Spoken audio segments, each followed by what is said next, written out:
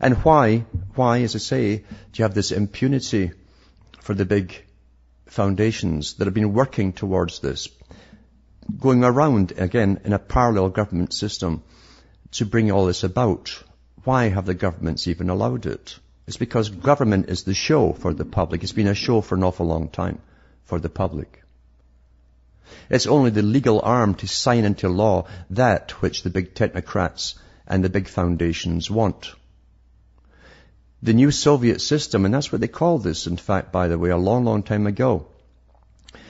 As I said, during the Rees Commission, when they would amalgamate the Soviet system with the West, not quite communist, not quite capitalist, but socialist. A socialist system where the big international bankers will still pull the strings for power.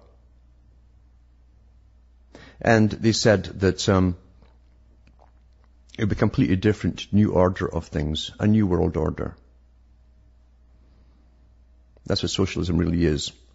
It's all order, in fact, in socialism. In socialism, you have a planned society, a society where you decide eventually who will be born, who will not be born.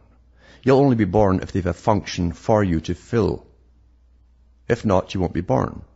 And eventually it'll be who can mate with whom, and so on. That's why George Orwell could put all of that in his book 1984, written, or at least published in 1948.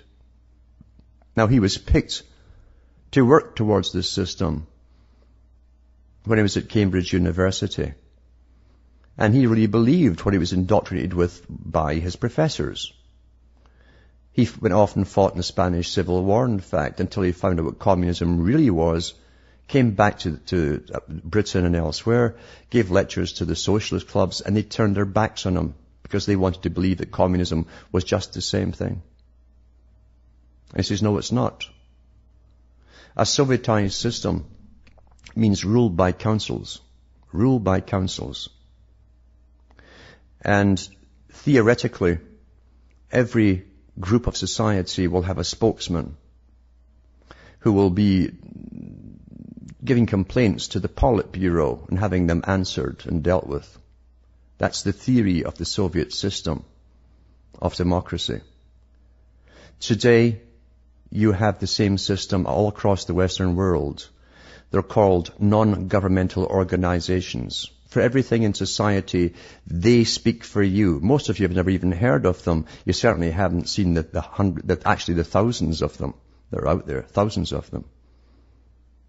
Unelected bodies, all paid for by the foundations with unlimited financing, who can even take groups of them every year across the world to all their global meetings and pay for it all for them, who then put in their demands to the United Nations, who then take that treaty that they drew up and go around all the national governments and get them to sign it into law. That's how it happens. Well, what's that got to do with you? Nothing, because you've got nothing to do. You have no input whatsoever. That's how it's been my whole life. And yours. The big decisions have never even been put to you. In fact, you don't even know what they've been. A sustainable world for sustainable development. The planned society, the Darwinian idea. Now, in the Soviet Union, the Politburo picked the NGO leaders. It wasn't the people. So it was the same sham. The leaders would demand exactly what the Politburo wanted them to demand and then pass it into law. We have the same thing here. The NGOs demand, and the governments are only so happy to listen to them, they pass it into law, and they say, oh, the people have spoken. That's the new type of what they're calling democracy. Well, as I say, you've never seen an NGO on the ballot box as an NGO or as a party. And you never will. It's a parallel government we live in. That's the reality of it.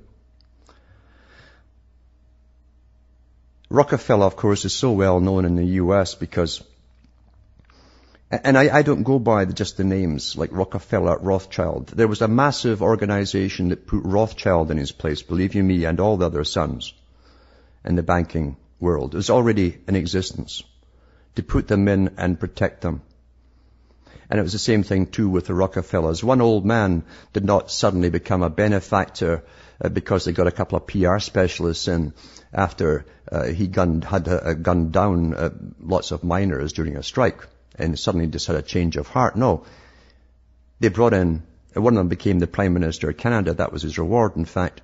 PR specialist to remake him, give him a total makeover, and suddenly he was a benefactor.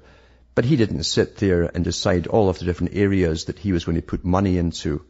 He didn't sit and decide all the levels of really what was another miniature government. Actually, maybe even as bigger than your own government, that was going to work a new system into the world. No one person could deal with all of that.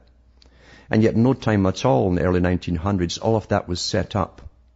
Unlimited financing. Now it's trillions of dollars they've got to play with. Non-taxable too, by the way, so they're untouchable. And each generation of the Rockefellers has been working towards this global agenda. Remember, the Rockefellers too were the ones who set up mandatory sterilization in the U.S. back in the 20s and 30s, and it went right on into some U.S. states into the 1970s. And guess what? They're bringing it back.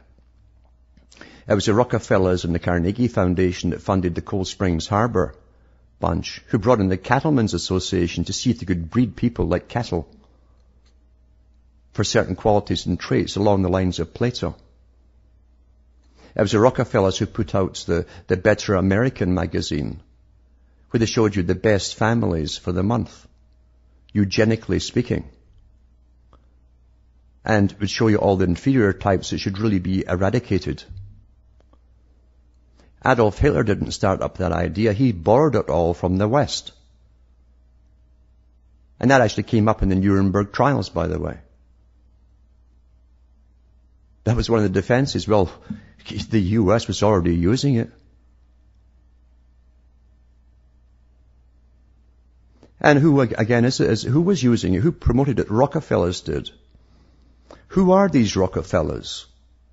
Where every generation works and doesn't go off to be a pianist and says, I don't want nothing to do with. No, he's in the same business of getting richer and richer and keeping his foundations going and taking part in the foundations. Here's a Rockefeller today at 94, going across the world at all the global meetings demanding sustainability, who's up on YouTube at 94 saying they've got to reduce the world's population by any means possible. Are these people, or are they monsters? What are they exactly? And how come they have such prestige apart from their cash? Or is it their cash that gives them their prestige? Is it solely that? How come that when they declassify information from the CIA after 40 or 50 years, you find there was a Rockefeller in World War II, and in the post-Cold War period, the Cold War period, you say, who literally, although he wasn't technically a member of the CIA, he was allowed access to all their records and actually funded a lot of their operations when they couldn't get straight funding from their governments. Who are these characters that wield so much power? Or, as I say, is it simply the fact that they have so much money that is power and that's all that's necessary? What is it? How come that every generation is just like their dads before them, with an utter fanaticism with this agenda? They're more like clones of themselves than anyone out in society.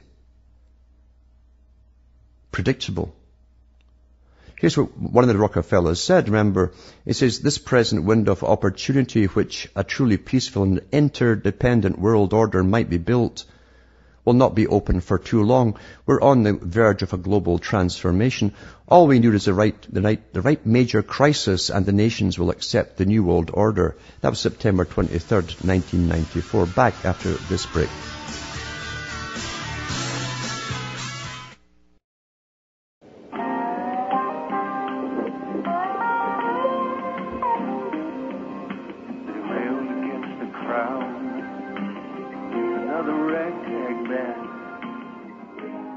Hi folks, I'm Alan Watts and this is Cutting Through the Matrix.